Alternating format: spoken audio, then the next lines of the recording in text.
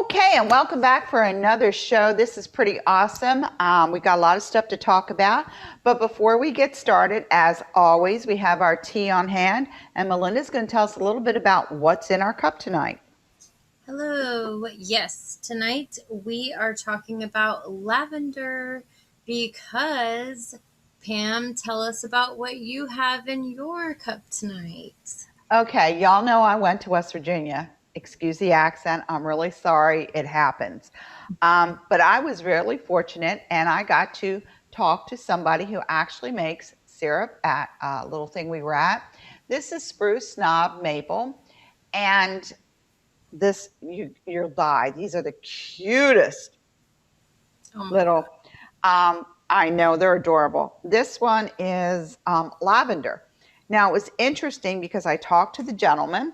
His name was Ron. He was very, very sweet, and he has a phone number on here. It's 301. It's actually a Maryland number because he's in Oakland, Maryland, but he was in Morgantown, West Virginia, and he has a camp address in Harmon, West Virginia, and he's out of Oakland. But the neat thing is, the lavender that's in here is actually harvested outside of Deep Creek Lake, Maryland. So it's a natural harvesting of the lavender. He was the one who I was talking to him, and of course, I'm interested in everything. And he was the one who told me that this is the lavender. I know you can't see it real clear, but it's maple syrup. And he said he loves it in his tea. And I thought, now you just said the magic word, tea. There you So go. I told him, we do a show called Tea Time, and what better place to try this? So I have lavender and ginger. It's Mm. hard to find ginger in things. And these were adorable. These were only $6 a piece. I couldn't get the big ones back on the plane because you know how TSA is. But this is the guy's shop. And if you just go on to www.sprucenobmaple.com, and that is his website. And he has a little thing here on the back. Um, I know it's a little blurry, but your phone's camera can usually pick this up because of the little doodads here. But I actually have it in my tea. Now, you guys know how much I love my honey, and I have to have like half a cup of honey. I like a little tea with my honey occasionally. Right. Um, it's a green tea because it's light. And I just put a little dab of it. I mean, this was okay. It was filled up to the top to here, and that's how much I put in it in a whole cup. And it has a very light taste. It's not like that, oh my God. It's really light. So I want to thank Ron. He was such a sweetie. He gave me his card and gave me the information about where they harvest the lavender because that was my first question. Do you responsibly harvest your lavender? And he was like, you'll never guess where we get it from. He did not know I lived in Maryland for 50 some odd years. And he goes, do you know Maryland? And I'm like, oh, kind of. And then he told me Deep Creek. And I said, Oakland. He's like, yeah, you know. Yeah, I used to drive through there on the way. So it is a nice little place. They have one. They have a cinnamon one. And he Mm. said, and they had another one. He has about 10 flavors. And you can get it in larger containers. But for right now, for this, I mean, TSA did not get these. Thank you, even though they found them. Is cute. Those are so cute. So yes, because she has the lavender honey, I am doing lavender. Um, and I don't believe we've done this before, and if we have, we're doing it again. But I don't believe we have. Some lavender. Um, but if you're new, Go we ahead. do like to talk about the medicinal and magical properties of a different plant or herb. Usually, uh, all of these can go in a tea, but again, always, always, always check with your medical professional. Check for contraindications, any other medicines that you might be taking. So the health benefits, it fights stress and anxiety, which a lot of us may already know that. It's good for um, depression in some ways because of that. It kind of, unfortunately, can be a trifecta with those three all intertwined a lot of times. Calms the digestive system antibacterial properties it can help with, repairs the skin, and of course improves sleep. We all know that, even the baby products that we like have the lavender and the bath soaps and the lotions and all the stuff. And, in the, they even have the organic kid gummies, that have the different like melatonin things, and then they have the lavender sprays. Fiona and I are going to be doing the DIY lavender essential oil sprays that you can mist on your pillows. So those are fun. But those are some of the health benefits. And of course, you can do the lavender tea if you have the fresh lavender. Of course, you can also put it in the honey, but you can do the fresh lavender. And it pairs really well with chamomile if you're doing, something like for sleep. That's going to, of course, sort of double that effect.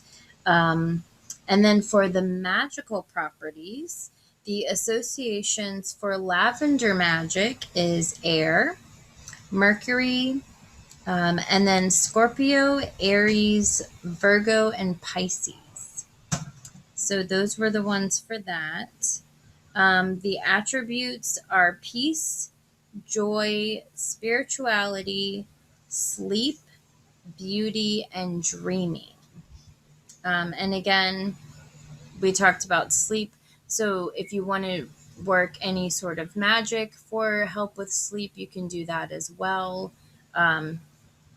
Also, of course, the dreaming makes sense. That's going to help you.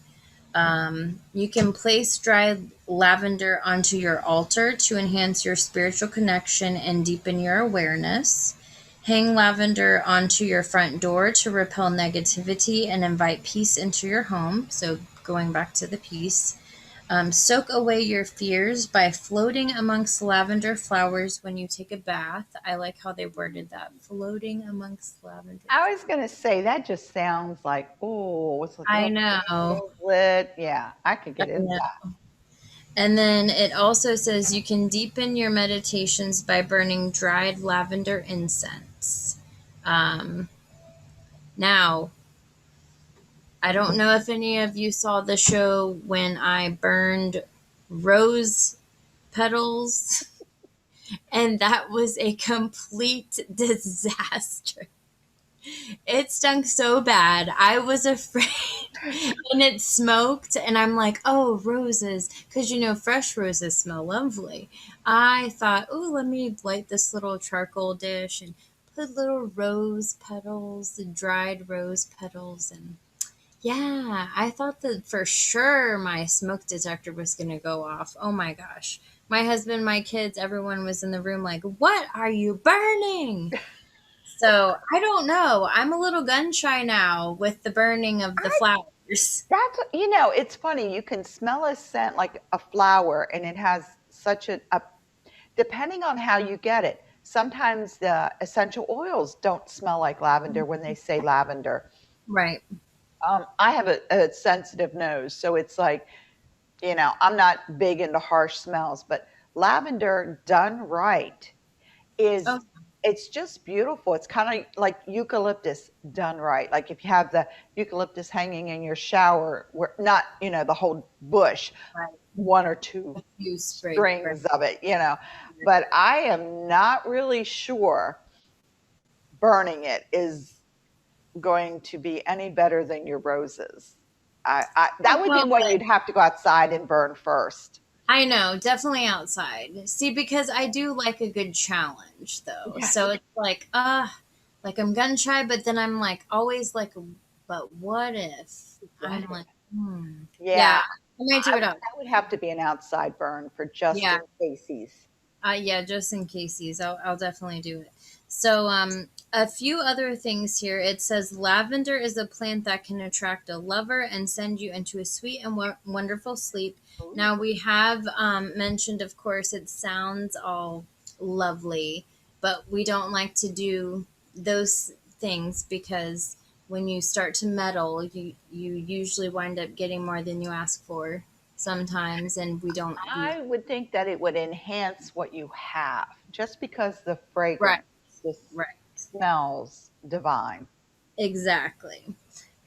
Burn to induce a peaceful night's sleep or use as an ingredient in peaceful sleep pouches or charms. We talked about that a bit. Scatter lavender around your home to promote a peaceful atmosphere and happiness. Oh, I like that. I like that because it's kind of like a rock, the salt Himalayan Yeah. salt lamps kind of Yes. just gives you that Hmm. peaceful feeling. Yes, I love my salt lamps. I have one in my room. I have one that actually changes colors, which kind of Ooh. gives me a groovy vibe too. I won at a white elephant at Angela's a few years ago. I have that on my desk that I work at, so I like that. And then the effects of lavender are increased when paired with amethyst, so that makes sense too because of the And they're purple. both purple. Yeah. Yeah, yeah, So if you're into purple, that would be perfect. I know. So I thought that was cool. Let me see. Now, I know for children, years and years ago, they would put it above the crib, a Mhm. sprig, just to give them, like we bathe them now in the lavender. Johnson's and Johnson's, I think, has a whole line of lavender products for children. Right, right. I think that was all that I had. And then, yeah, there's just something about, let's see. Yeah, just you can use it for clear communication. It does say you can combine it with rosemary as a perfume to calm and make wise decisions. Um, you can scent a paper with lavender to write a love letter. That's kind of sweet. Oh, that's kind of now. See that I would do. That I would do. Yeah. That is very much passive. That's Yes. not causing. Enhance, right, yeah. Enhance awareness and intuition for dream work.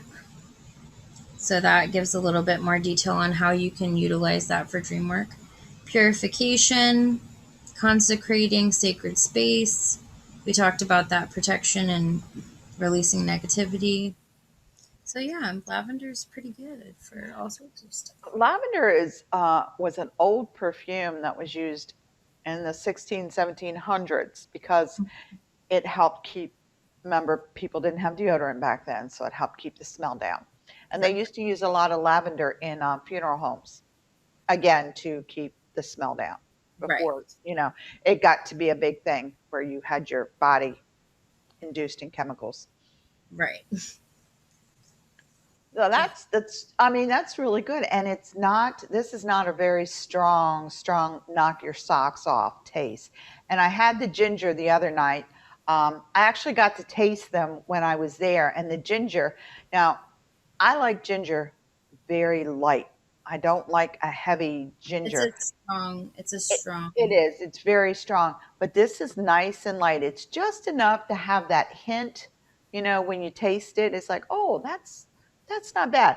I've had some of the stuff where they put so much of it in there, I guess, to give you the full, I don't know, effect. And the full Yeah. effect will put you on your back sometimes. It's like, whoa. I think I've tried some of those, especially like the how they have some of those like health ginger shot type things, and I Oh, I can't do it. I try so hard, and I'm just like I ginger have is super my gag powerful. reflex doesn't allow it. I'm just like I can't, That was my and this concern. doesn't help either. I can't. No, and I was a little nervous because I said, "Well, I'll try the lavender." And he's like, "Okay." And then I said, "How's the ginger?" And I'm kind of like, very skeptical. I bet you that cinnamon would be really good in some cider He during. told me that cinnamon tastes really good on pancakes. And I Ooh, was like, I "Don't bet it does. because I bet it does. Oh man. can you Okay, imagine I'm getting hungry. maple syrup with cinnamon in it on your pancakes? Because this is maple syrup. And I mean, it's all natural and handmade. So it's not, and the one thing I did notice is it's not really thick. It's a Hmm. thinner syrup. So usually the thinner syrups are handmade because it's harder to get the thickening unless you put thickening agents in it. Right. So this is more natural. I just thought it was a lot of fun. I love the little bottles. I was in love with the It bottle. usually means you use less of it too, because usually when it's thinner, it spreads more. It So spreads you, more, yeah. And you don't need to pile it all on to get it, and it's not like so thick you can't eat it. Um, when I was a kid, there was syrup out, and it was like more like molasses, and it was like, oh, king syrup, and it right? was Oh, very thick. But we had fun. I have seen that everybody has been hitting on my videos and the silly things I posted. It was a fun trip for me. We did go to the witch's grave, and then we found out the warlock's grave was right next to it, and it was the warlock's headstone that was turned backwards. yeah. Um, So you have to go to our last show to check that out, and go to our Facebook page, Tea Time with Mother and Crone, to look at the videos and pictures from Pan's trip because they're really neat. And before we get on our topic for tonight, tell everyone what you have. The other thing that made me hungry, and okay, and the history behind it, because I thought it was interesting. this Really is a West Virginia thing. Um, to Back in wrap. the day with the coal miners, there were a lot of Italian coal miners in West Virginia, and the wives would have to make something for them to eat. And they're called pepperoni rolls. And this is from D'Annunzio's, um, which is in Clarksburg, and I was just outside of Clarksburg. And it's a pepperoni roll. It's homemade bread, and they actually take stick pepperoni, cut it up, and put it in here, and then bake it. So all of the wonderful flavoring from the pepperoni bakes into the bread. When I was a kid growing up, this is what we ate a lot of times for lunch. My aunt would make them. As we got older, we made them. I never understood why they didn't have them in Baltimore because it was like, oh my God, these things are great. You just pick it up and you can chaw on it while you're running out as a kid playing around. These were invented actually by the Italian coal miners' wives who were making lunches for their husbands, and it's a little difficult sometimes to actually get something that you can take into the mine because of the temperature changes. You can't heat something up in the mine when you're down there, and I'm sure cold sandwiches went bad real fast because after a while you're not going to want to eat a cold sandwich. But the pepperoni rolls were very first sold by Giuseppe Argrigo at the Country Club Bakery in Fairmont, West Virginia. Now, I'm from Fairmont, and it was in 1927. So these have been around for a long time. Sometimes you can find them in Ohio, West Virginia, all along the Appalachian Trail, because that's where the coal mines are. And if you look, the coal mines go straight up and down. So you'll see them in Appalachia a lot. Um, these are just these are sold at all the convenience stores in West Virginia. There's about 4 or 5 different brands.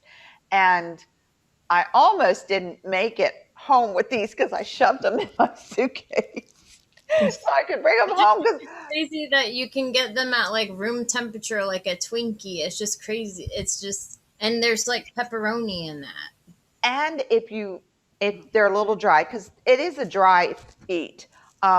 When we were kids, you dumped them in spaghetti sauce or marinara sauce Right. just to give it a little bit more flavor.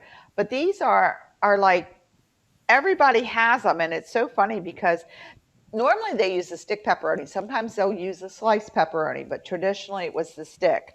So and they're all over. I mean, it's kind of funny. Nobody knows about them outside of that area. I mean, and the first thing I do when I go back home is like, or stopping somewhere because I got to get my fix on.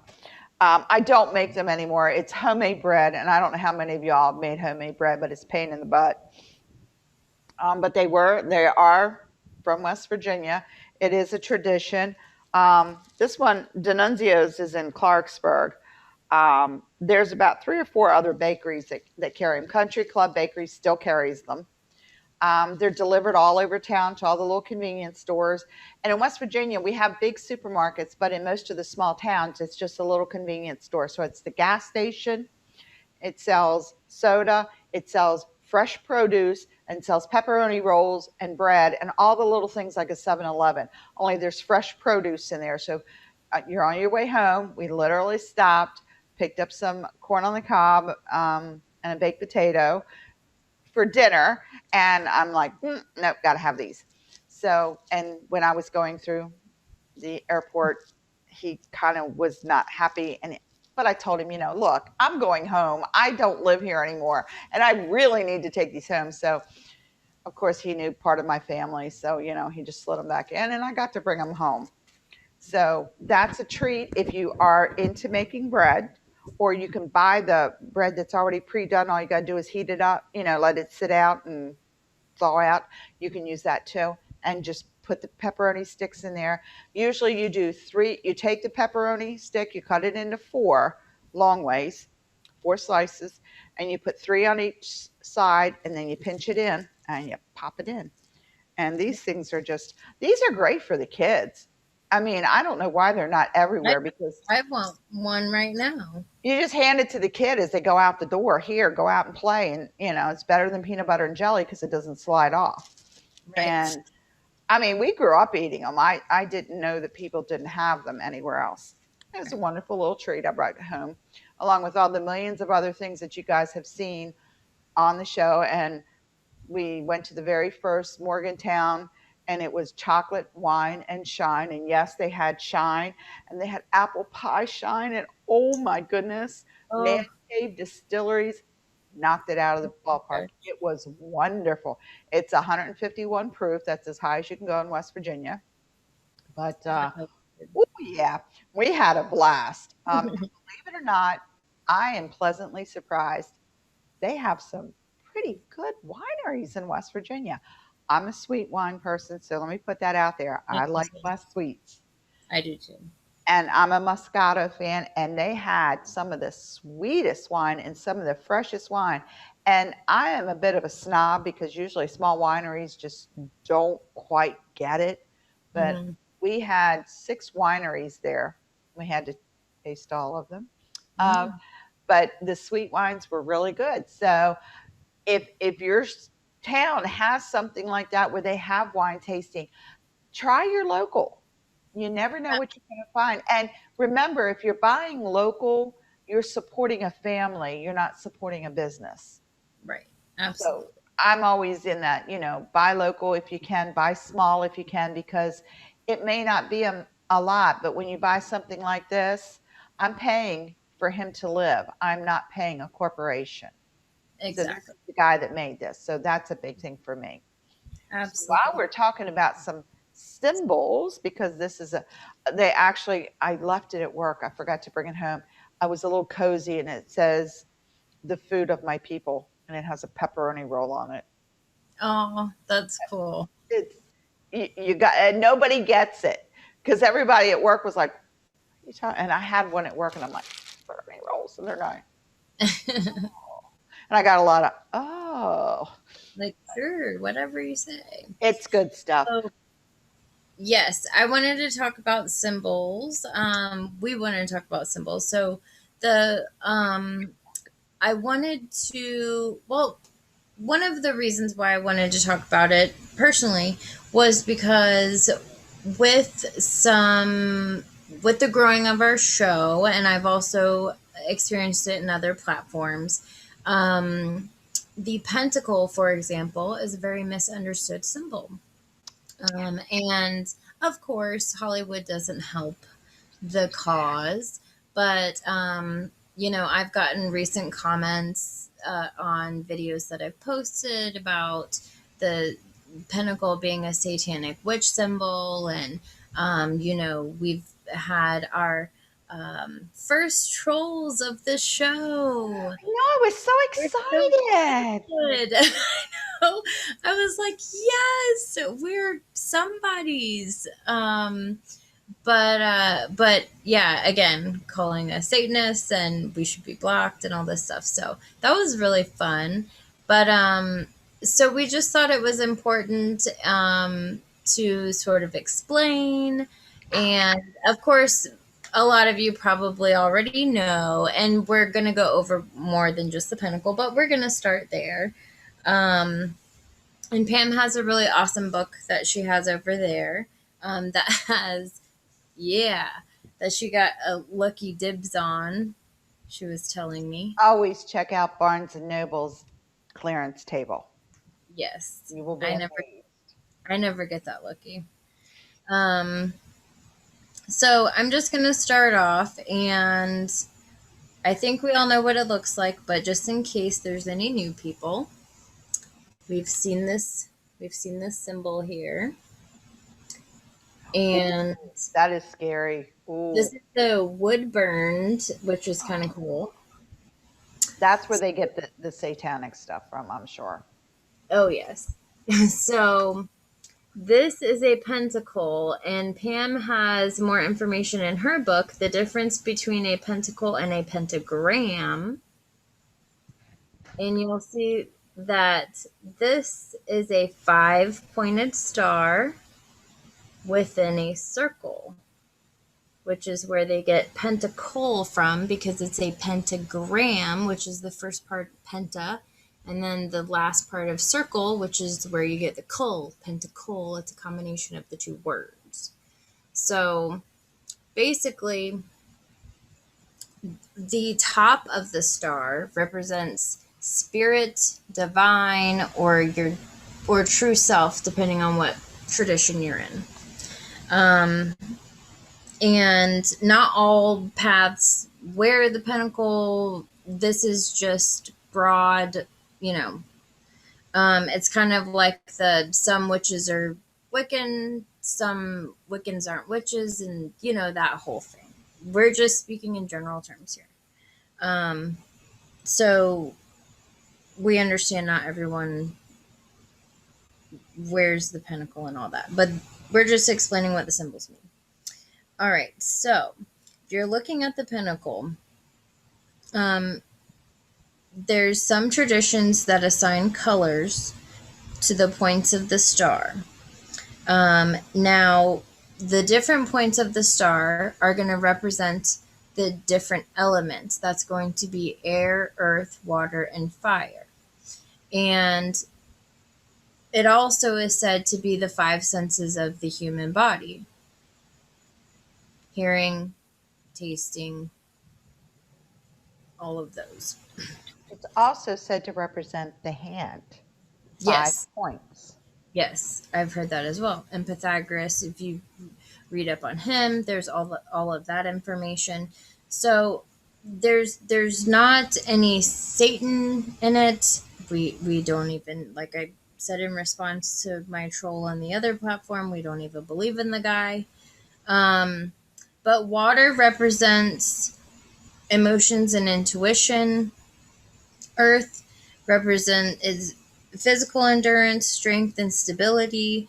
Fire is associated with courage and passion. Um, Air is connected with knowledge and creative arts. So, and that's a general thing. And a, and it's used as a protection, generally a symbol of protection. And I typically use the analogy of, when I started wearing it more, I used to wear my pentacle necklace in the inside of my shirt when I was at work. And then I just got to a point where I was just, you know, untucking it and just wearing it out. And I wouldn't like be flashy about it. I would just, start wearing it on the outside of my shirt. And the analogy that I would made it okay was like, well, it's no different than anybody wearing their cross, because essentially that's what it is for me, to me. Right. And So, legally, they can't make you take it off. It's no different than wearing the Star of David or a cross or a crucifix. right. Now, what I found interesting was the actual pentagram was found in the Tigris Euphrates area on, believe it or not, stoneware from 6,000 years ago. Yeah. So when we say that it's an old symbol, it's kind of old. So 6,000 years ago, people were putting it on their pottery. Okay, so um,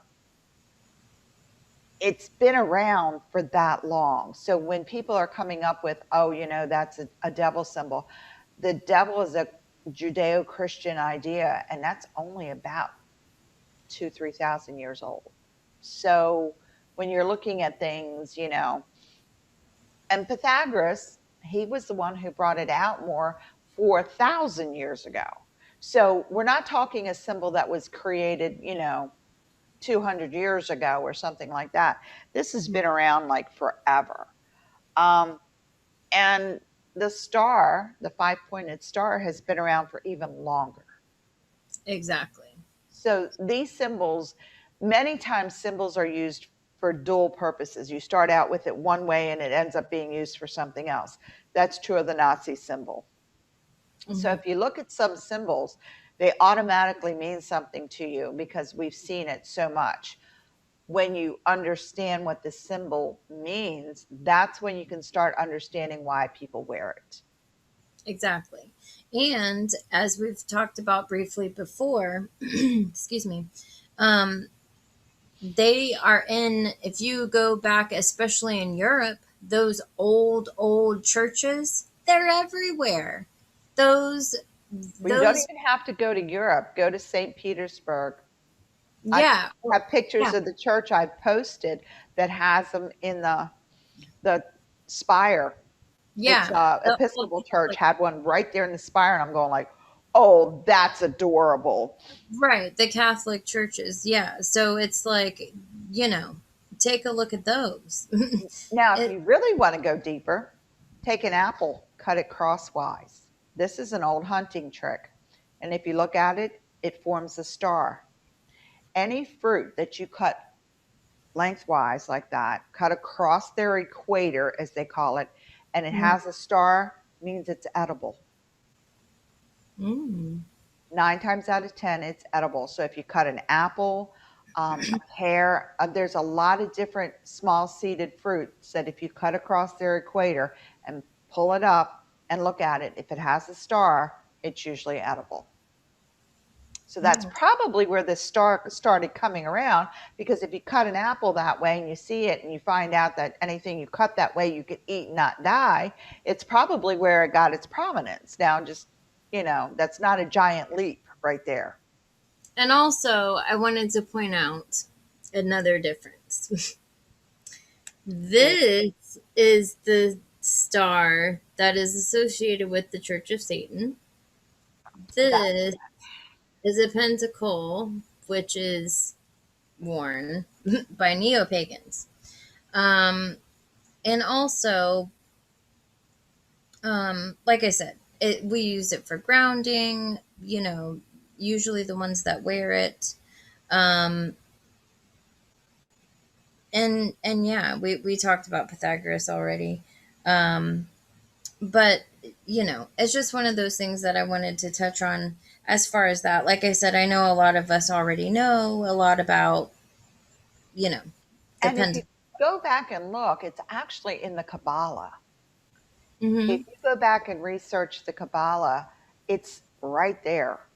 So it's actually also a Jewish symbol. So, you And know, the what's funny is like a pentagram is the five pointed star, like we said, not in a circle. How many of us were drawing those? That was like the first star we learned how to draw when we were little. Like that's how you learned how to draw a star when you're like a toddler and you learn how to draw. Um, so I always thought that was funny. And if you look at a sheriff's badge, Hmm.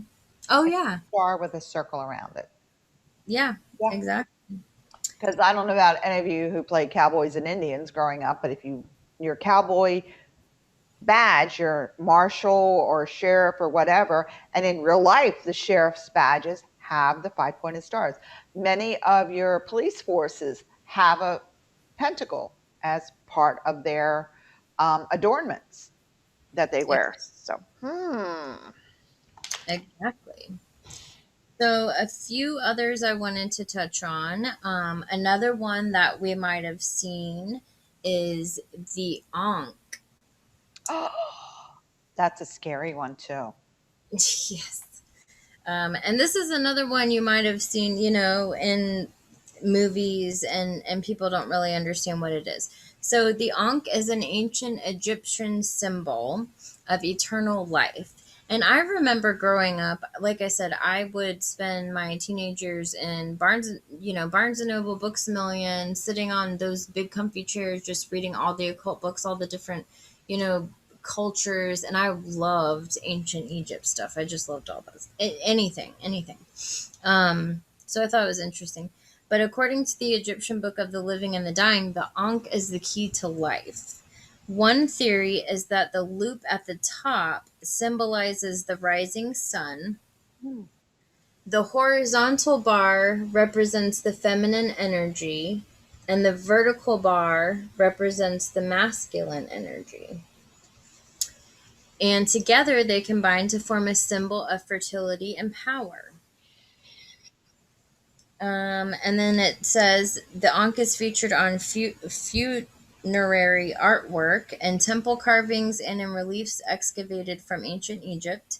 It is traditionally drawn in gold, which is the color of the sun. Because the Ankh is a powerful symbol and because Egyptian influence spanned far beyond the country's current borders, the Ankh has been found in many places other than Egypt. Um, Rosicrucians and Coptic Christians used it as a symbol despite the fact that it was shrouded in mystery for centuries. Even Elvis Presley wore an Ankh pendant among his other jewelry. I thought, interesting. That's interesting. Yeah.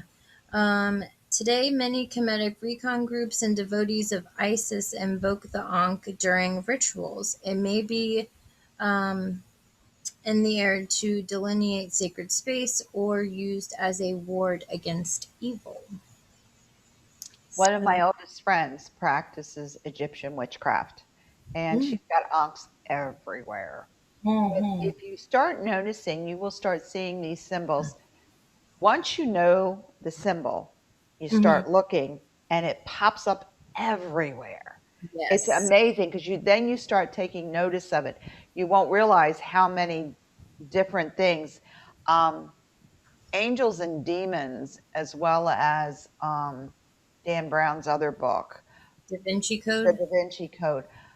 Love that. Those symbols are old symbols. They've been used for thousands and thousands of years.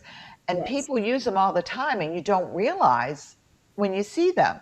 It's Right. like, you're looking at something like the churches. They have the big pentacles in it, and you're going like, that's and it's a star with a circle around it. It's not scary, but you notice the Ankh is in a lot of culture, It is. Yeah. a It lot is. more than you would think. Yeah. So I thought that was interesting. The next one I wanted to talk about is the Celtic shield knot. From the Book of Kells. I have that. I love the Book of Kells. So the Celtic shield knot is used for warding and protection. Shield knots have appeared in cultures around the world and have taken a variety of different forms. They are almost universally square in shape, and the knotwork of the design ranges from simple to complex. I've always loved Celtic artwork and with the knots and the different because they can be so intricate and complex, and it's just so. I love that. If you see some old Bibles Mhm. from Ireland, they have all of that scroll type work along the edges. Oh my God, Yes. it's Yeah, because beautiful. Mike is Irish and we always go to St. Augustine for our anniversary. And we walk up George Street, which has it has like 50 shops. It's this little like strip. And there is this Irish lady and called the Irish shop. And it's everything Ireland.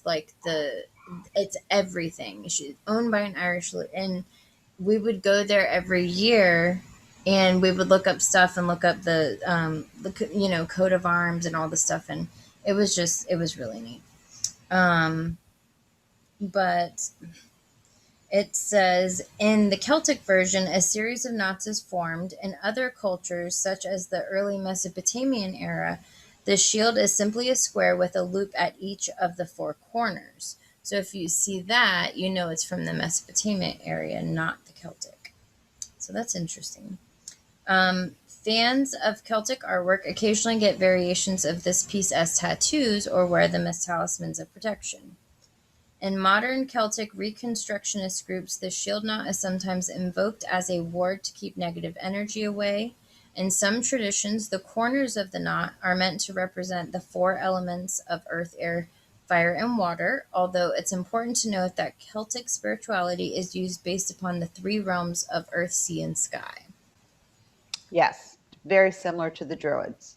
Yes. Um, And then it just goes on to mention if you're interested in following a Celtic pagan path, there are a number of books that are useful for your reading list. Although there are no written records of the ancient Celtic people, there are a number of reliable books that are worth reading, which, of course, is the case for a lot of Right. paths. And if you look, I got my Book of Kells on a CD. Mm, So nice. it's, flips into your computer, but it's a complete Book of Kells. So Nice. if you're really interested in it, I think I invested $10 in it. Oh, So, nice. but it has all the symbology. My late husband, Griffith, is Irish. So we did a lot of Irish things. So I Yeah. got to know those. The Book of Kells, though, if you ever look at any of the Irish dancers, the girls' skirts, Hmm. they hand embroider those little suckers in. And a lot of them, if you look, the patterns, the Book of Kells, they'll pick a pattern for the girls to wear on their skirts. Oh, wow. So the Irish dancers wear them. Anything with the Book of Kells, there's like, I don't know, a million symbols in the Hmm. book. So you can really use a lot of them. And they're beautiful symbols. They really are. Oh, nice. Yeah, I mean, I've always loved the Celtic knots. I mean, absolutely. So the next one I have, there's a few Egyptian symbols actually, because like you said, they're popular. Um, the next one is the Eye of Horus. Which, if you look at your pineal gland, Hmm. is exactly that shape. We're going to talk about that. I love that. Nature repeats itself. Hmm. So it says the Eye of Horus is sometimes referred to as the Widjat and represents Horus, the Egyptian falcon headed god. So if you have ever looked at hieroglyphics or any sort of Egyptian pantheon and you've seen the Egyptian god with the falcon head, that's Horus. That's who we're talking about. Well, didn't Um, they have a lot of that when King Tut's thing went around to all the museums? Um, mhm. all the museums have done a revival at one time or another with King Tut, and they have a lot of that Yeah, symbology all over everything. right, right. So the eye was used as a symbol of both protection and healing. When appearing as the Ujat, it represents the right eye of Ra, the sun god. The same image in reverse represents the left eye of Thoth. I don't think that's how you say it, but Thoth, the god of magic and wisdom.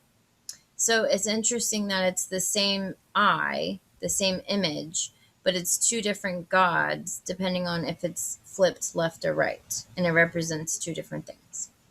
So the symbolism of eyes appears in many different cultures and civilizations. It's no surprise that the image of an all seeing eye is common in today's society. In Reiki, the eye is often associated with knowledge and enlightenment, the third eye, and it typically is connected to the true soul. And then it talks about, it doesn't talk specifically about how it looks like the pineal gland, but it does talk about it being basically the third eye. It just talks more about the history. The eye symbol was painted on the boats of Egyptian fishermen before they set out to cast their nets along the Nile River. This protected the boat from evil curses and its occupants from those who might wish them harm. Boy, if only it was that easy. Yeah, really. The Egyptians also marked this symbol on coffins so that the person held within would be protected in the afterlife. In the Book of the dead are led into the afterlife by Osiris, who offers the deceased soul nourishment from the eye of Ra, or the sun god. The notion of the evil eye is a universal one. Ancient Babylonian texts make reference to this and indicate that even 5,000 years ago, people were trying to protect themselves from the malevolent thoughts of others. Use this symbol as one of protection against someone who might harm you or your loved ones. Invoke it around your property or wear it on a talisman or amulet as a protective device. So even 5,000 years ago, people were trying to, even back then, people were shielding themselves from other people's energy and, and stuff. It's amazing. We think that this energy is a new thing. I know. I know. Yeah. It's been around a long time. Right. Exactly. And so they were talking about the Eye of Ra. So now we're going to talk about the Eye of Ra, which was the opposite. And so again, invoked as a sigil of protection. And it basically just actually repeats the same exact thing. So we will move on. Now, this is one I wanted to make sure I touched on. Ah, yes. Hecate's wheel. Hecate, tomato. I am a firm believer. Some people will say that's not how you say it. However you want to say it is how you say it. So this is her wheel, and it is a symbol used by some traditions of Wicca.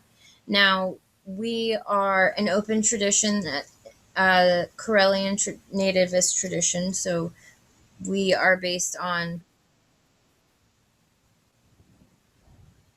Did you hit something? Mm-mm. Just keep going.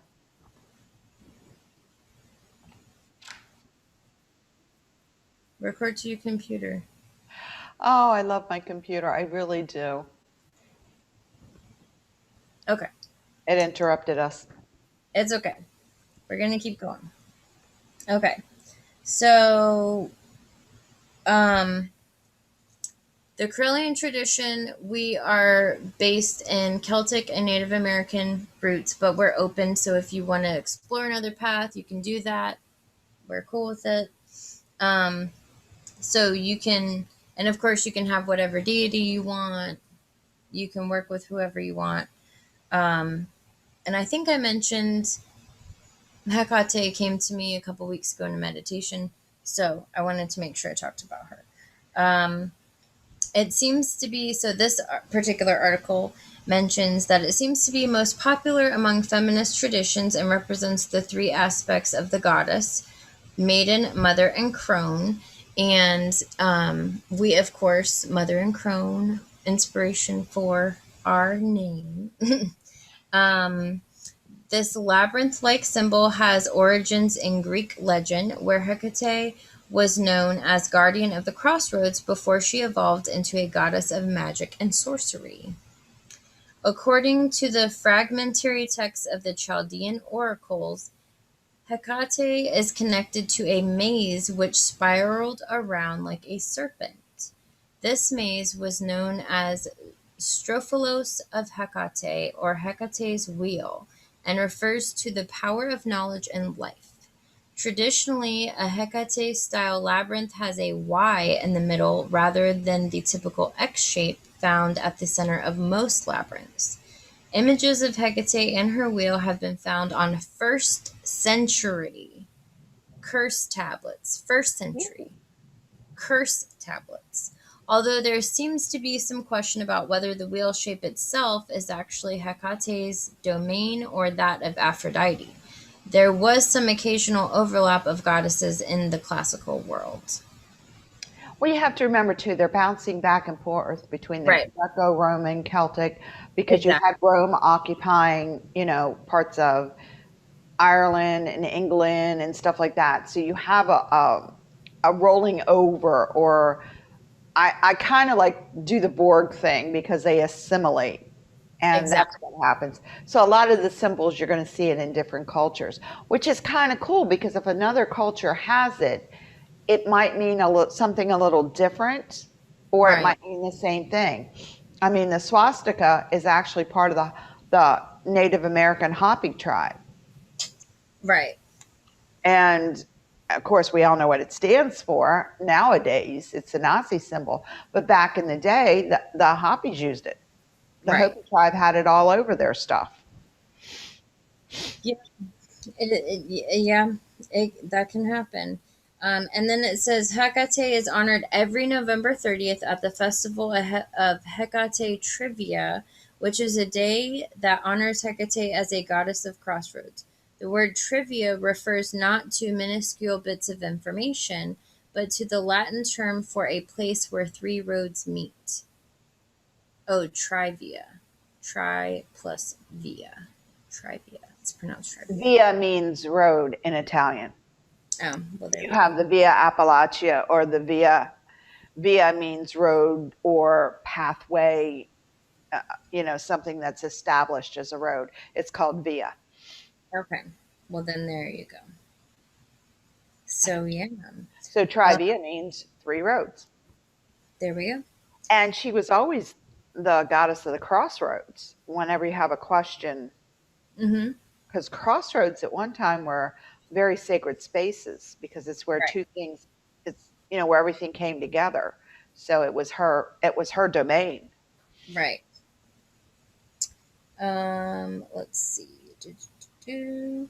Well, and I think we need to just touch on this because we do cover the Sabbat. So we'll just talk about the sun wheel.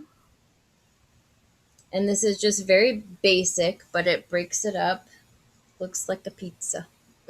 It does look like a cake, a pizza, or a pie. I know. Pick your poison. So Food. it Right, I know. So it says sometimes referred to as a sun wheel, the symbol represents the wheel of the year. So that's what you'll probably most commonly hear to it referred as. And the 8 Wiccan Sabbats. So the sun wheel comes from the solar cross, which was a calendar used to mark the solstices and equinoxes in some pre-Christian European cultures. In addition to being represented by a wheel or cross, sometimes the sun is portrayed simply as a circle or a circle with a point in the center. The sun has long been a symbol of power and magic. The Greeks honored the sun god with prudence and piety, according to James Frazer. Ooh, that makes me want to watch Outlander. James Frazer. Yes, Uh, I hear that voice. I know. That Scottish accent. Yeah, give me a Scottish burr any day of the week. I know. Anyways, because of the sun's sheer power, they made offerings of honey rather than wine. They knew that it was important to keep a deity of such power from becoming intoxicated. That's interesting. Ooh, I know. The Egyptians identified several of their gods with a solar disk above the head, indicating that the deity was a god of the light. Naturally, oh, go ahead. that is where we get our halos from in our pictures. When they started doing pictures of the saints and Christ, they did the Mhm. halo. It was And from the Greek. right. There you go. And then it says, naturally, the sun is linked with fire and masculine energy. Invoke the sun to represent fire in ritual and for associations with direction south. We know that. Celebrate the sun's power at Litha, the midsummer solstice, or its return at Yule. And we've talked about that before as well. Um, and then there's just a couple others that I want to hit on just really quickly before we move on. Um, so this is the Mjolnir or Thor's hammer. And isn't this pretty? I love the way that one's done. I know. It It's looks even like got it's almost stitched, kind of it, like a it's a pattern. wood. All of these are wood burned. They did a really nice job on that. They did. And I don't know, there's like no photo credit, but this is learnreligions.com. This is a good, I thought this is a good website for a lot of like pagan articles and stuff. Um, So this is typically used in pagan traditions, like Norse pagan traditions, such as Asatru, um, And this symbol, also called a Mjolnir, represents the power of Thor over lightning and thunder, which I particularly love because I love my storms. So I'm always thanking him when there's the thunderstorms because that's my time to regenerate. The early pagan Norsemen wore the hammer as an amulet of protection long after Christianity had moved into their world, and it is still worn today both by Asatrar and other of Norse heritage. Mjolnir was a handy tool to have around because it's always returned to whoever had thrown it. So just like it was like a boomerang, whoever threw it, it would return. Interestingly, in some legends, Mjolnir is portrayed not as a hammer, but as an axe or club.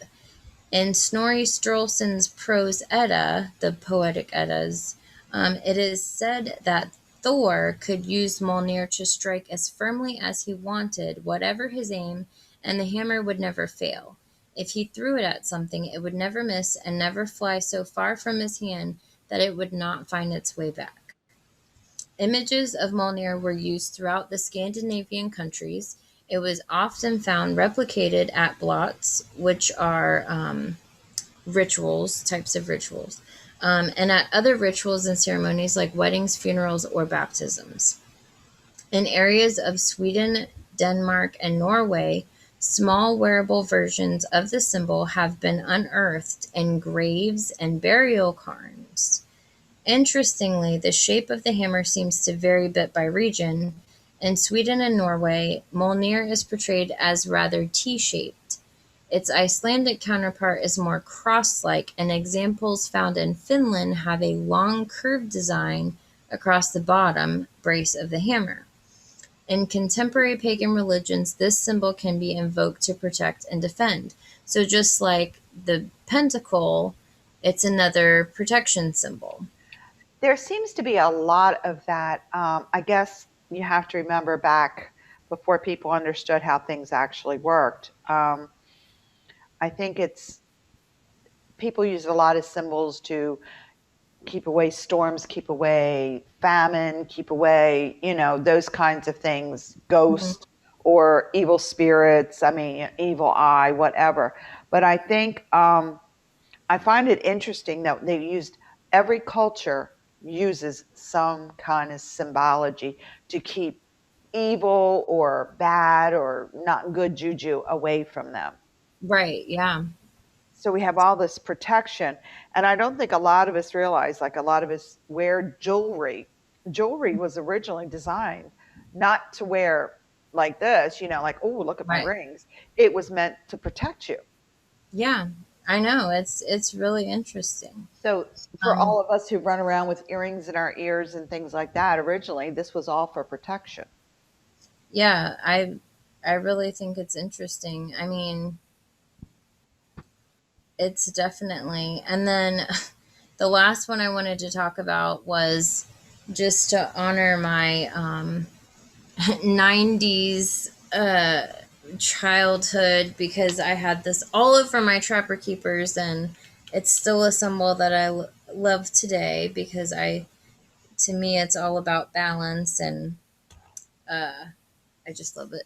But The yin and yang, yes, that yeah, is an interesting symbol. so I wanted to talk about this. It's more, excuse me, guys, I have an eyelash or something stuck in my eye. Live recording. It's more Eastern spirituality than Wicca, but like I said, you can do whatever you want. There's no Bible, so whatever you please. So the yin yang can be found all over the place and is perhaps one of the most commonly recognized symbols. I think I even when I had what were they like pogs? What were they called? I don't Oh know. my God, pogs. Oh, my kids Yeah, call them pogs. pogs. Yes. Yes, that is So what they're called. Okay, I'm something, not going yes. nuts.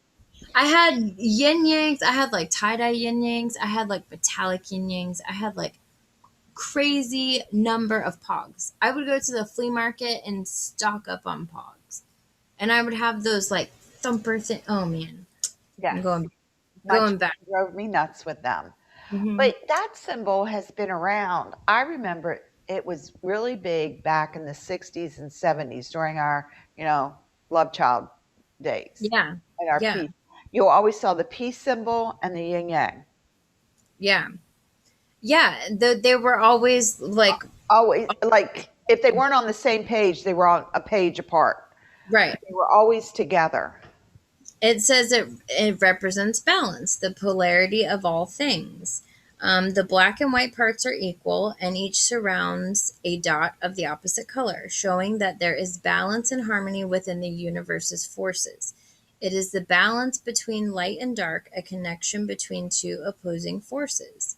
And I think that's always why I love the yin yang, because I so firmly believe that everything is a balance. And although it's so hard to navigate sometimes, it's, and it sucks and it's all of these things that we get so frustrated in life, but it's just, it's I like to think of it as nobody is 100% good. We have our dark side right. and we have our light side. And that E- balance is what we play with every day. Exactly. So, and that symbol is just a visual of what we go through every day because you may have a bad temper, but you can take that bad temper and use it for something good. Like if you get very passionate about world hunger, you take that anger. Oh, I'm so angry that these kids are starving, and you do something with it. So Right. it's taking the balance of the bad, so to speak, anger, and placating it with the work that you're going to do, and it makes it a whole. So Right. to me, it's a very, very powerful symbol. I agree. It says sometimes the white portion appears at the top and other times it's the black. Originally believed to be a Chinese symbol, the yin yang is also a Buddhist representation of the cycle of rebirth and of nirvana itself. In Taoism, it is also known as the Taiji and symbolizes Tao itself.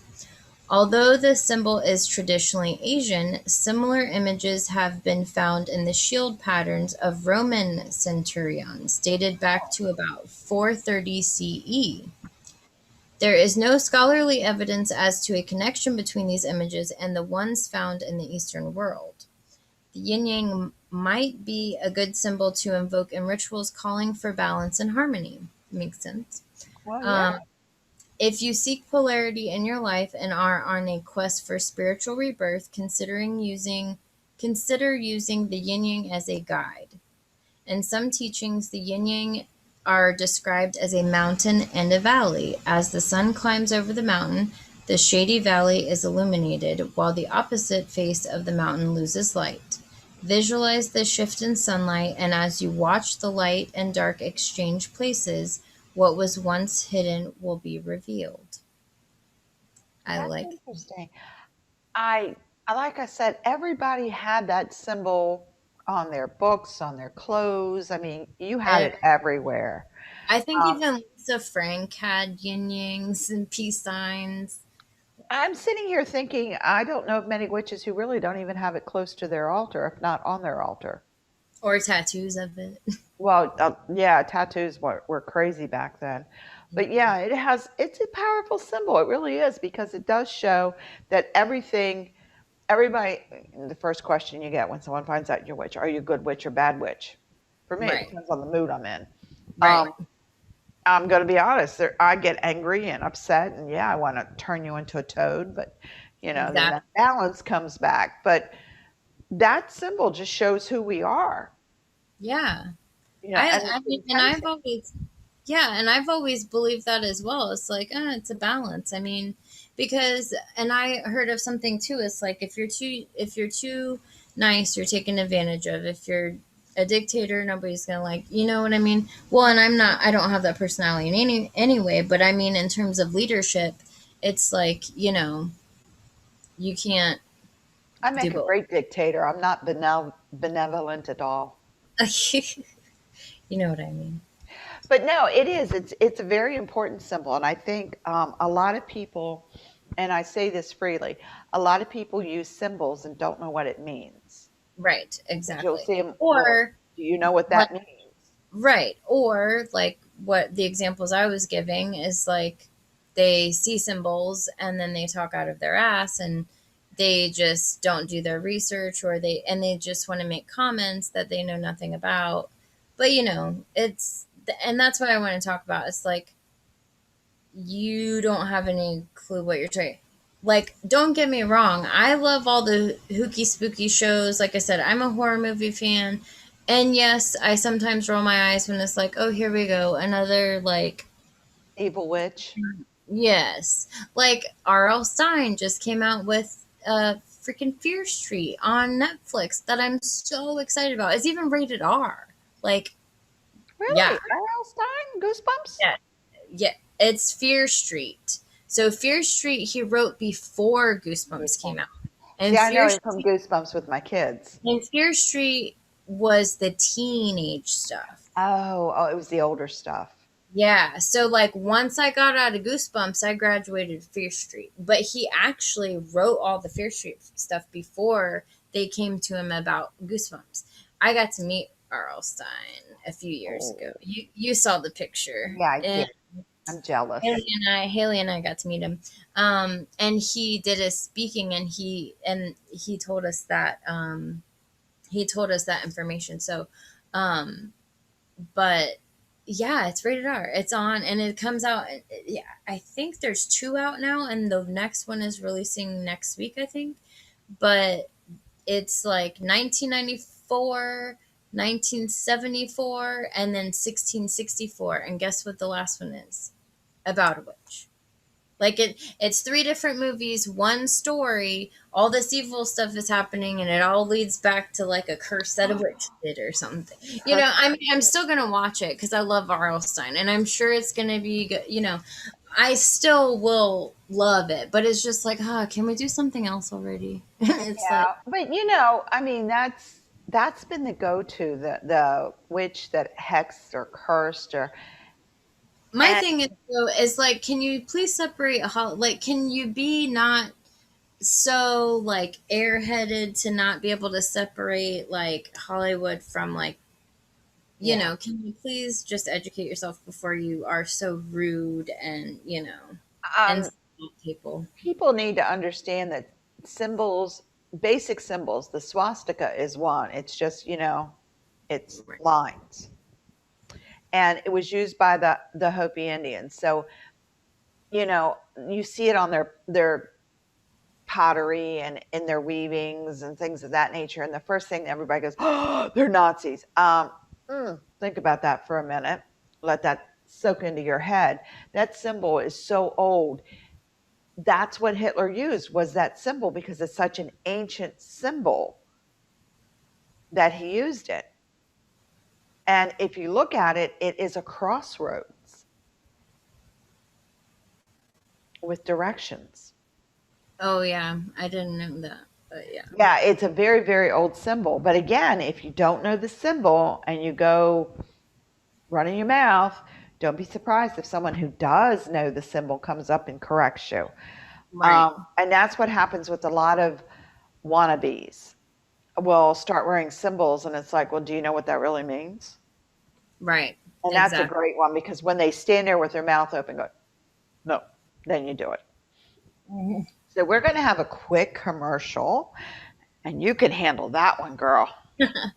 Well, just remember, every week you can email teathymemc@gmail.com. So that's TEATHYME, like the herb, MC at gmail.com. And the only requirement is to go to our YouTube channel, same name, Tea Time with Mother and Crone, and same as our Facebook page.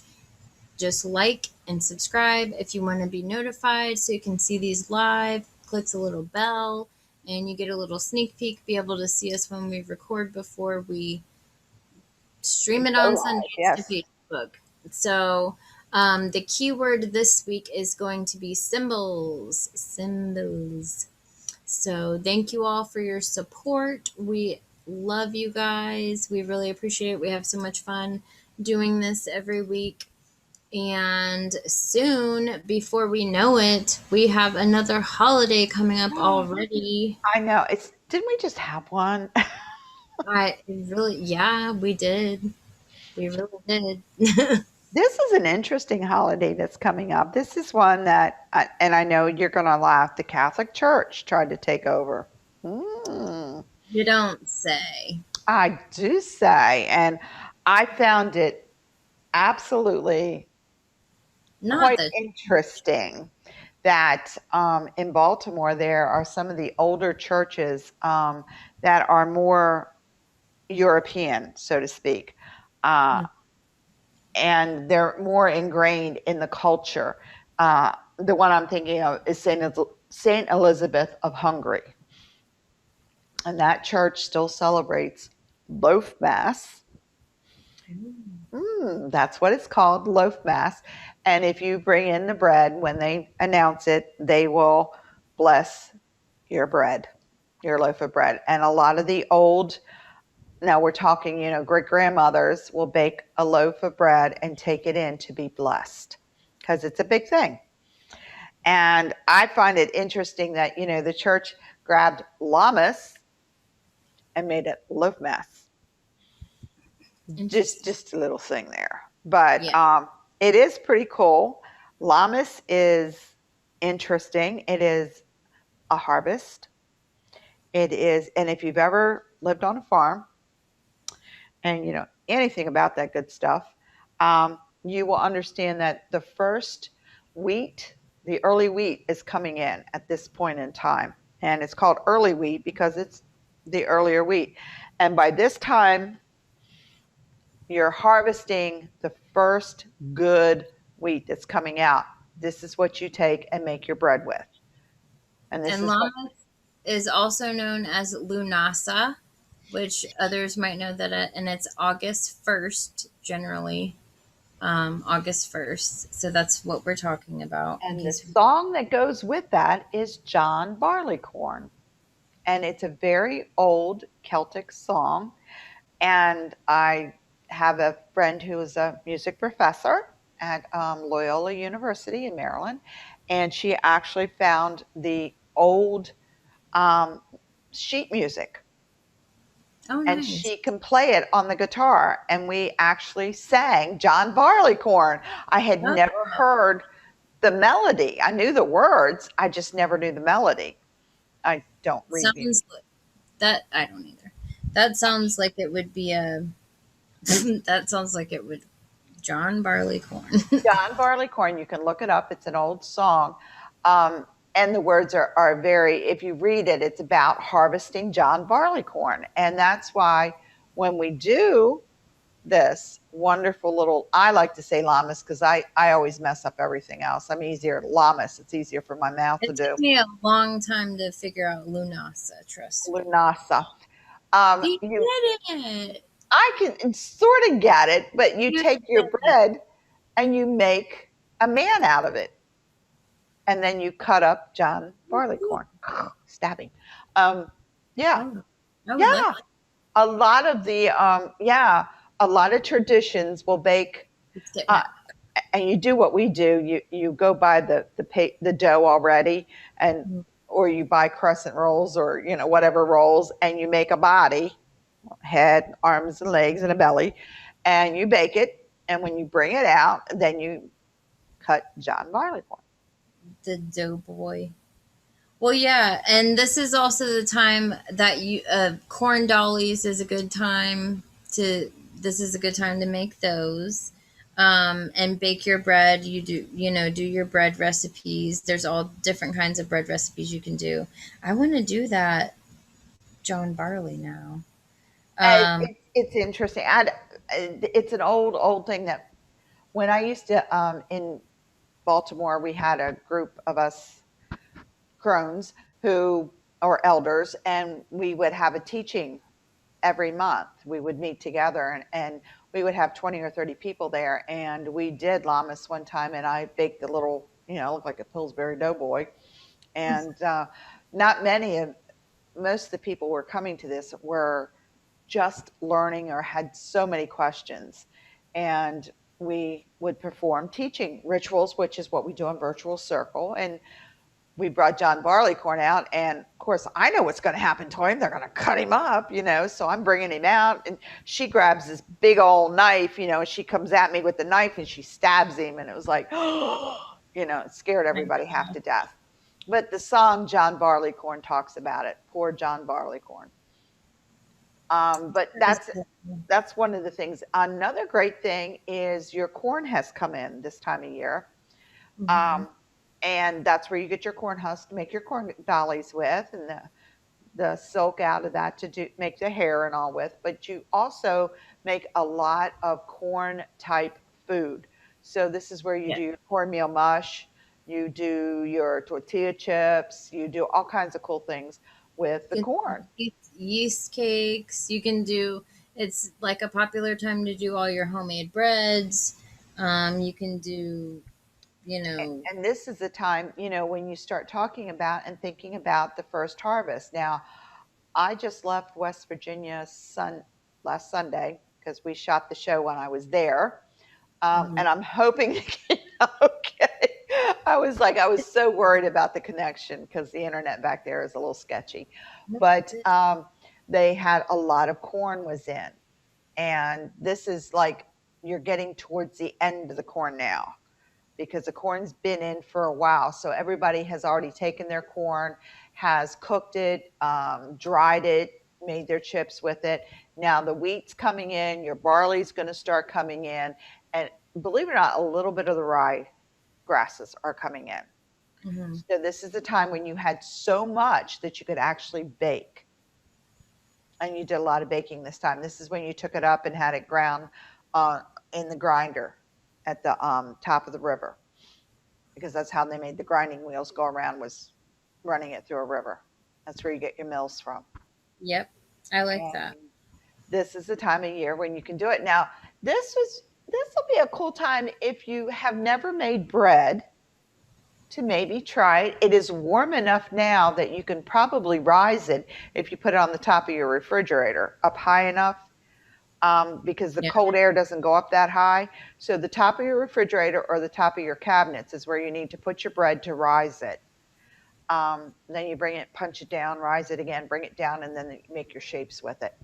And making the shapes with kids is awesome. If Yeah. you don't want to go through baking the bread, you can buy it already done, frozen. I think Pillsbury makes it. Um, Yeah, probably so. yeah, and you can let it thaw out, but you still have to rise it. But once it's risen and you bring it down again and you knead it again, then you let the kids get in on it and let That them was, make all kinds of shapes, whatever they want. I mean, when mine were little, they used to make all kinds of, silly shapes with dogs and, oh, let's make a cat. Sure, go for it. right. Exactly. I always, if I was making bread, I would give them their little piece and this one, that little piece. And then I would make the actual bread that we would eat. But they would make little doodads with it, and you bake it, of course. And they, oh, look what I made. It's I really know. cool. But that's a fun thing to do. And it's also, um, it's interesting to make your own bread if you've never made bread before. Yeah, I mean, I think that would be a lot of fun. Um, and I also wanted to touch on, because we are talking about Lunasa, this is where the Celtic sun god Lu comes in. So, want to talk about Lu? Um, so, he again is the Celtic god of the sun who um, is prominently in Irish legends. I mean, you'll hear about him. I mean, Oh, Luna. Yeah, he's everywhere. So he is again commemorated at Lunasa, which is the beginning of August, when the sun is at full strength and the corn is sun yellow. Lunasa corresponds with Lammas, one of the 8 Sabbats, when the sun god is sacrificed back into the land, and we are reminded that winter is on its way. And late in Irish prehistory, there were believed to be battles for control of the land among the gods. Lugh had a magic spear that was alive and was so bloodthirsty that it would only rest if its head was laid in a sleeping potion of pounded poppy leaves. When it was withdrawn, it would thrash and roar. Fire exploded from it, and it would rip through the enemy in battle. Lugh also fought with a rod sling, which was said to appear in the sky as a rainbow, and the Milky Way was called Lugh's chain. I thought that was interesting.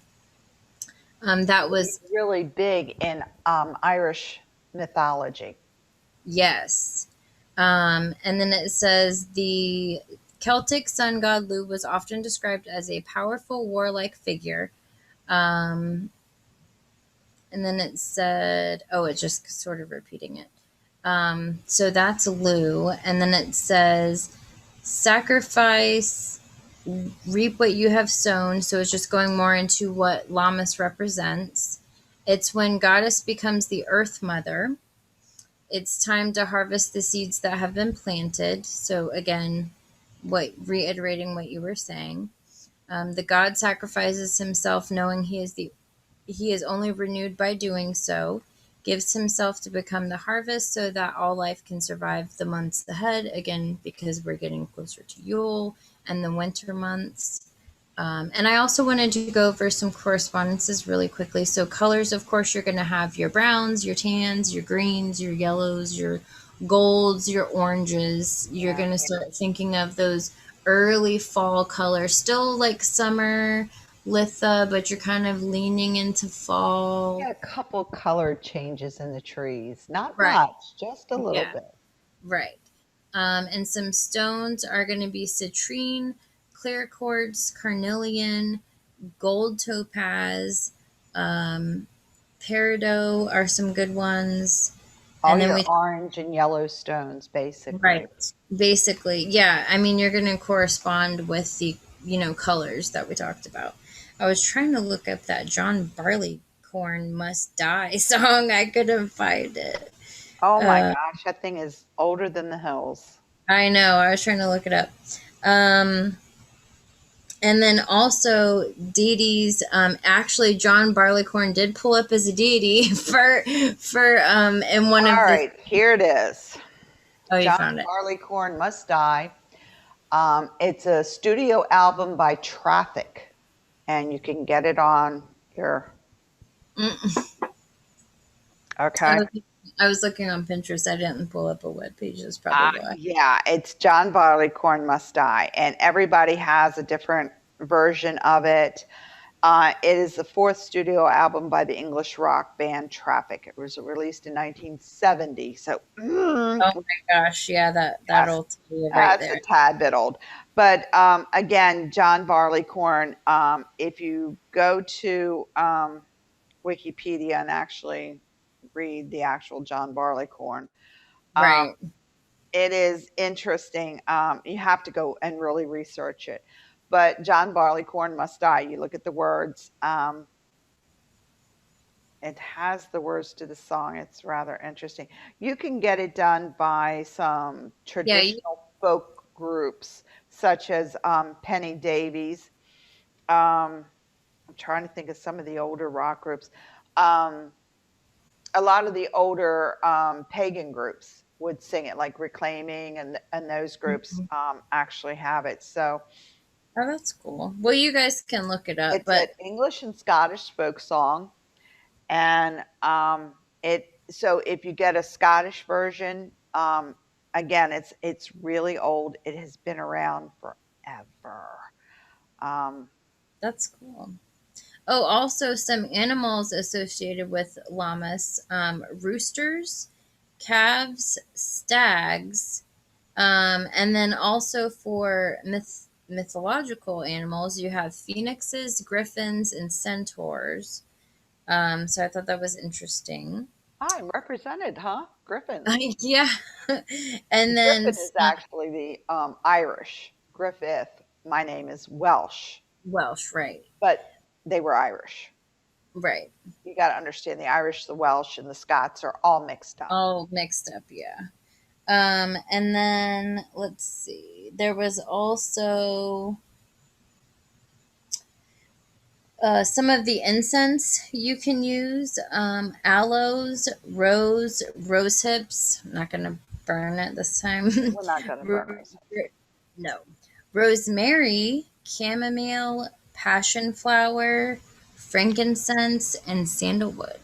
Now, if you remember, this is the time of year where you're going to start drying out your herbs anyway. Your rosemary, you should start snipping pretty soon or pinching off the edges so you get a round bush. You don't end up with a tall tree. Right. But you're going to want to start bringing that stuff in, turning it upside down, and letting it dry out anyway.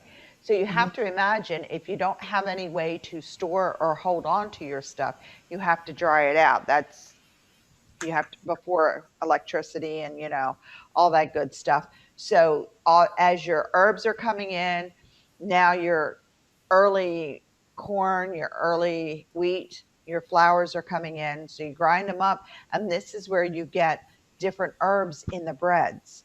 This is where they started mixing herbs with the bread to help keep the bread have a fresher taste, because Mhm. after it sits for a couple days it gets a little on the stalish side. Right. So, Yeah.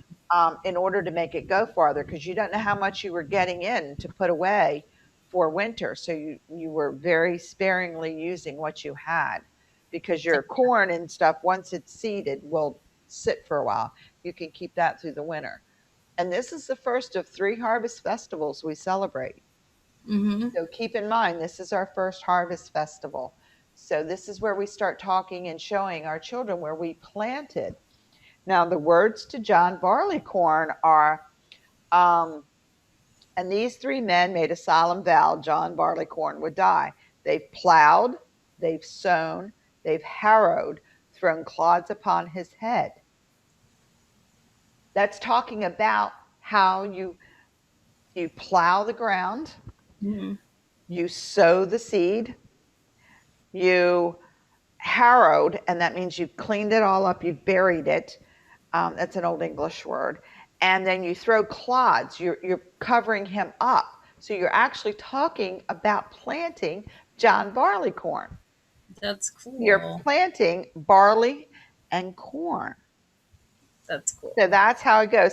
So, and it goes on and it talks about now, let's take it one step further. How do you make beer? Ah, Barley and corn. like That, it. that's where you get Yeah, moonshine from. and you can also, it did say for Lammas, when I was looking, it did say also some other foods you could do was like berries and apples, but it did mention making bread, but also making beer. So it did Right. mention it as well. And in the song talks about little Sir John sprang up his head and so amazed them all. They've let him stand till midsummer's day, and he looks both pale and wan, meaning pale and tired. And they talk about there's beer all in the barrel and brandy in the glass.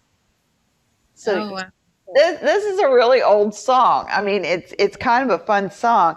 And then little Sir John with his nut brown bowl proved the strongest man at last. There's beer all in the barrel and brandy in the glass, but little Sir John with his nut brown bowl proved the strongest man at last.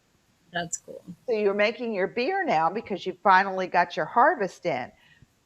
Anybody's had grain alcohol? The grain is normally corn. Right, exactly. So yeah, so you eat and get drunk. That's Well, cool. you imbibe a little. Right. But it kind of talks about John Barleycorn, and it talks about they planted him.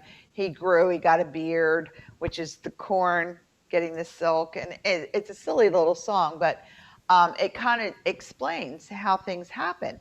We Right. plant. We planted That's in the cool. spring. You grew it all the way through. Now you're harvesting it. What are you going to turn it into? Well, of Mhm. course, you're going to turn it into bread, into meal of some sort, flour. Flour would keep a long time. That's why they would take it up to the mill and have the mill run it around and make it into a flour. So you take corn and that's how you get cornmeal. And then you make cornmeal mush or fried mush and all that good stuff. That's cool. Well, yeah, I'm excited. I That's my childhood. I know between the pepperoni rolls and the moonshine and wine and the freaking I'm telling you, girl. all the I stuff, went back. I went I'm back to the mountains. If you go on the website, I mean, on our Facebook page, I did post some of my lovely pictures. The lovely ladies that you see in there, there's no mistaking that we're related. Some of my cousins, everybody was like, showed my pictures at work. They're going, "Oh my God, your genes are really strong." I'm like, "Yeah, they're strong." Um, we look alike. Can't help it. And it's funny because when we go places, um, there are cousins who look more alike than other cousins. Like right. I have two sister cousins. One of them looks like me, and the other one looks like my other cousin. And Right. you'll see that in the picture. And I don't know how it happened, but we all freaking sound alike. Oh my gosh, that's too When we funny. were in the graveyard, you'll hear all of us talking because we found that there was a guy there who was actually he was the groundskeeper, and Yeah. he was telling us, "Oh yeah, the warlock's grave's over here, and there's a black uh, tombstone over there. It's been turned around backwards." I mean, this guy was full of information. So you hear all of us talking in the background, and my roommate's going, "Y'all sound alike." I'm like, "Oh my goodness, we really." And of course, my twang was worse then. I've had a week now too. Right. To And level them. get rid of some of that twang. I'm told I sound like I'm really from Baltimore because I had to go back to my Baltimore twang so that I could be understood at work. Yes, Right. it's that bad. I got on the phone at work with somebody. They were having an issue and they called me and I was walking them through it. And I used to speak like that all the time. I had to learn how to speak in Baltimore. So when I do speaking, I have that, very monotone and I can talk very clearly. But I was on the phone with someone from work and I'm home, you know. Mhm. So I'm like, yeah, y'all now, and she was like, That's funny. she was like, can you Well, say I notice that sometimes whenever I'm talking to someone, in a different area like that with an accent, I'll sort of match theirs. But I just slide back into it, and it's really bad. My kids used to joke years ago that if I was on the phone for 10 minutes, they couldn't understand me for a week. that's funny. Well, And I'm glad you had such a nice trip. I enjoyed seeing all the pictures. It was fun. it was a fun time. There are a bunch of things coming up here. Wow, we've got Witch Fest going on. We've got Mhm. which we're covering. By us, I mean the Crowley tradition is covering. Sir Ed is up there having a blast from what I'm seeing. I'm so jealous. Yeah, So jealous. Cloud, the pagan rapper, He was was up here. performing. Lord Don Well, Lewis was Cloud speaking. is up for an award. Yes. And I think I voted. by the time I did too. By the time this streams on Sunday, voting will be over. But I think today, Wednesday, if you're watching this live, today is the last day. I think I saw today. I think But it's yeah. yeah. But if people are saying this Sunday, it would be past the time. But But maybe, I mean, it's a lot of fun things are going up. Now, people are starting to gear up already for Samhain. So we've got another festival, we've got another holiday between Lammas and Samhain. So, I mean, that's Mabon and that's our Thanksgiving. mhm. So just keep in mind that for the next couple months, things are going to hit hard and fast. So we're going to try to cover the holidays like we always do and give you a heads up because there's a lot of cool things that you can do. Remember, if you don't teach your kids, someone else will, and you Yes. might not like what they're teaching them. And we're going to go lots more in depth next week. And we hope you enjoyed this show tonight. We talked about some symbols and got us jump started on Lammas and Lughnasadh. And check us out on our Facebook page, our YouTube channel, Tea Time with Mother and Crone. And of course, that's Thyme like the herb, Thyme. And thank you so much for your support every week. We definitely appreciate you all. And if anybody makes their John Barley corn, take a pic of it and throw it on our Facebook page so we can see what your John Yes. Barley corn looks like. It's a fun thing to do with the kids. It really is, and they love stabbing him. I mean that Yes. just makes their day. So Yeah. when you make it, show a picture of your child. Yeah, just like your psycho here. Yes, absolutely. We But we want have to. a lot of fun with it. But thank you for your support. And goodness knows where we're going to head on next week and what we're going to talk about. If you have a suggestion, question, or something you'd like to hear, pop on and let us know. Otherwise, we don't know. We do read minds, but you have to be in close proximities. Otherwise, you'll just deal with what we want to talk about. And goodness only knows where that's going to lead. Well, Okay. thank you so much again. Thank We'll you see you next guys. week. Blessed be.